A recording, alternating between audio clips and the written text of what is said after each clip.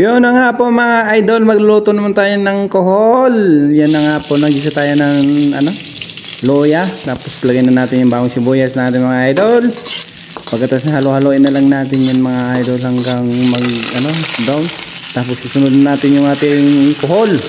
Yan na nga po, pagkatapos yan haluin natin yan para malagyan ng lasa. Tapos lagyan na natin ng magic sarap. Sunod na natin yung paminta. Pagkatapos maglagay na tayo ng asin dyan mga idol. Pagkatapos haluin na lang natin yan. Sunod naman natin yan atin lang yung papatuyo-tuyo ng konti.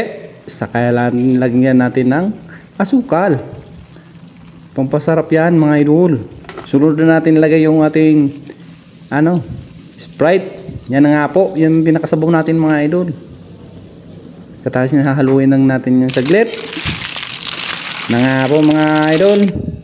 Pagkatapos yan lalagyan natin ng sili yan. Yan na nga po mga idol. Maparami na naman kain natin ito. Yan na nga. Patuyo na mga idol. Tara na, kain na na.